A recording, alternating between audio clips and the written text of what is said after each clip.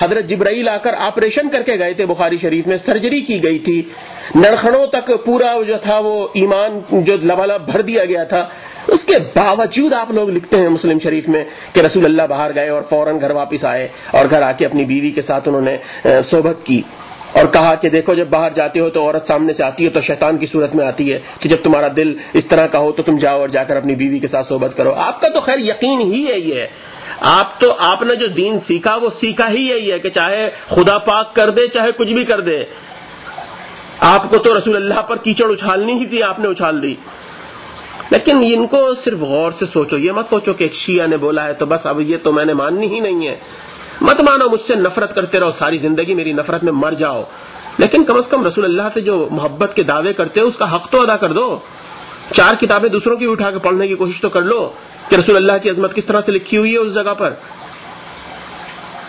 بہرحال میری باتیں کڑوی تو بہت لگیں گی اور میری طرف سے مجھے کوئی فکر نہیں ہے، لگتی رہے تم کو کڑوی، لیکن یہ بات بہرحال ایک حقیقت ہے کہ انسان کو رسول اللہ کی حدیث موجود ہے کہ علم حاصل کرنے کے لیے جہاں تک جانا چاہے جائیں آپ، اللہ کا قرآن میں یہ ہمیں حکم موجود ہے کہ غور کرو، فکر کرو، تدبر کرو، سوچو، سمجھنے کی کوشش کرو۔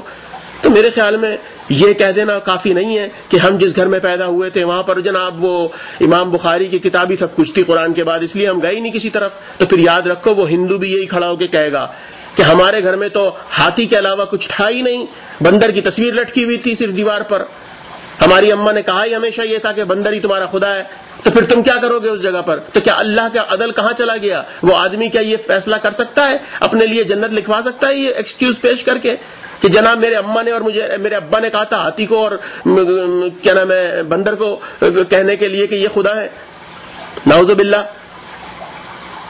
تو خدا کے ہاں عدالت ہے، یہ ایکسکیوز سے جان نہیں چھوٹنے والی۔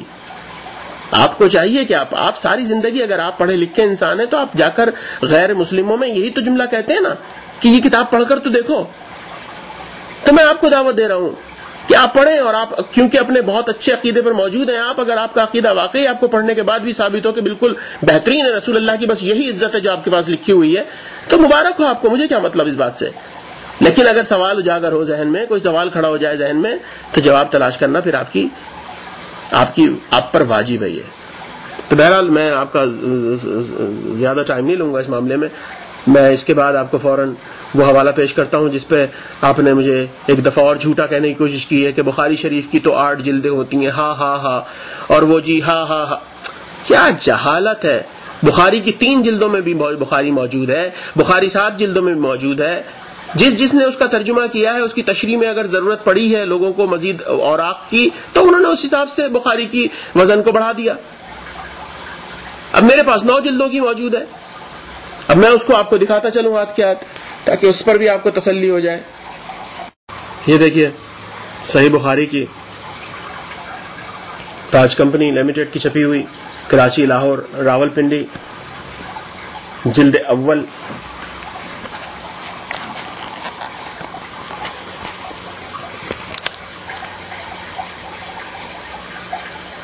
یہ دیکھیے جلد اول صحیح بخاری،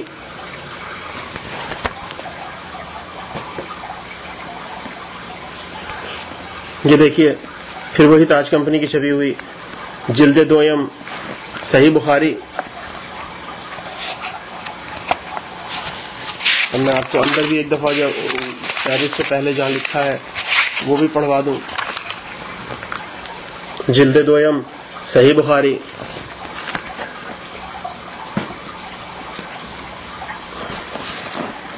جلد سویم صحیح بخاری، وہی تاج کمپنی لمیٹڈ، کراچی، لاہور، راولپنڈی کی چھپی ہوئی۔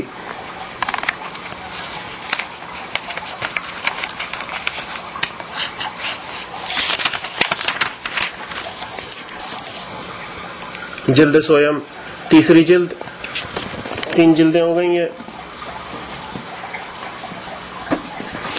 اب یہ جلد شاید نظر نہ آ رہا ہو، یہاں پر جلد لکھا ہوا چہارم، صحیح بخاری تاج کمپنی لمیٹڈ۔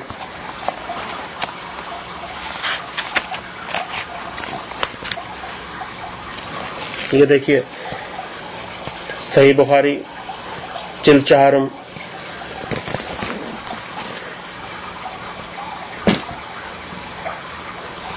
یہ صحیح بخاری تاج کمپنی لمیٹڈ کراچی لاہور راولپنڈی جلد نمبر 5 تاج کمپنی لمیٹڈ کی چھپی ہوئی.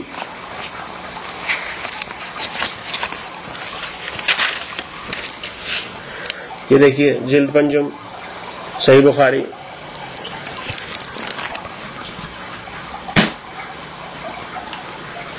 پھر جلد صحیح بخاری تاج کمپنی لمیٹڈ کراچی لاہور راولپنڈی جلد 6 ششم کا مطلب اب آپ کو پتا ہوگا 6 جلد.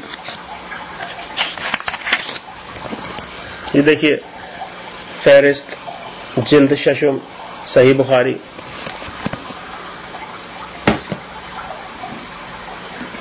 اور پھر یہ جلد ہفتم کا مطلب 7 تاج کمپنی کراچی لاہور راولپنڈی کی چھپی ہوئی ہے بھی.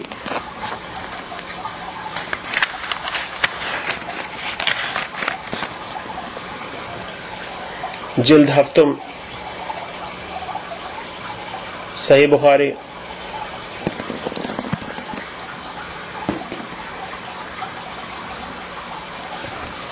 صحیح بخاری تاج کمپنی لمیٹڈ کراچی لاہور راولپنڈی جلد 8 یعنی 8ویں جلد.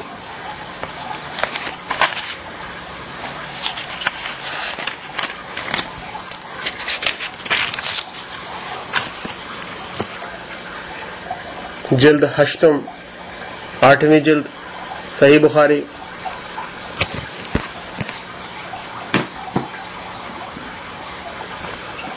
صحیح بخاری تاج کمپنی لمیٹڈ کراچی لاہور راولپنڈی جلد 9 9ویں جلد.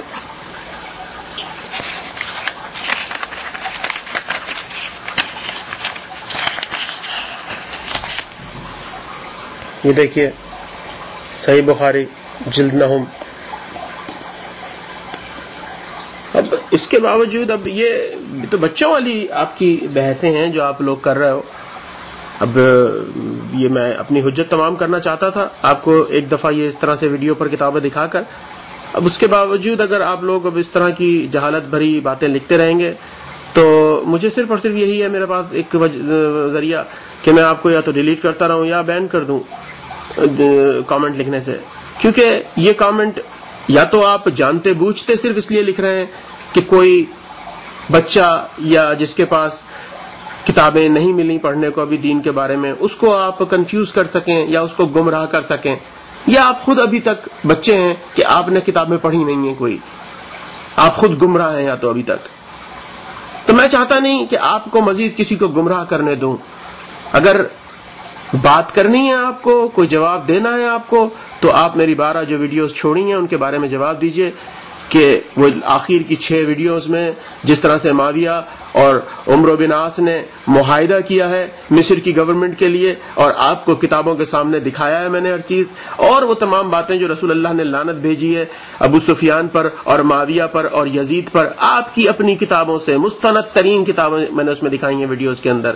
اس کے بعد اب کچھ ہے رہ گیا بولنے کے لیے تو آپ بولیے گا, اور اگر صرف غصہ ہی اتارنا ہے اور اپنی جہالت ہی دکھانی ہے تو کہیں اور جا کے دکھائیے.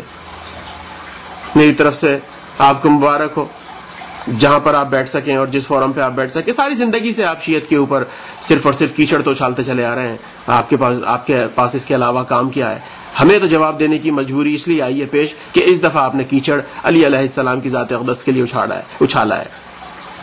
تو بہرحال اگر چاہتے ہیں پڑھنا لکھنا تو کیجئے, کوئی سوال اور ہو مزید, آپ کو کچھ اور حوالے مانگنے ہو پوچھنے کے لیے تو ٹھیک ہے, ضد بحث کے لیے میرے پاس اب آپ کے لیے ٹائم نہیں ہے. والسلام.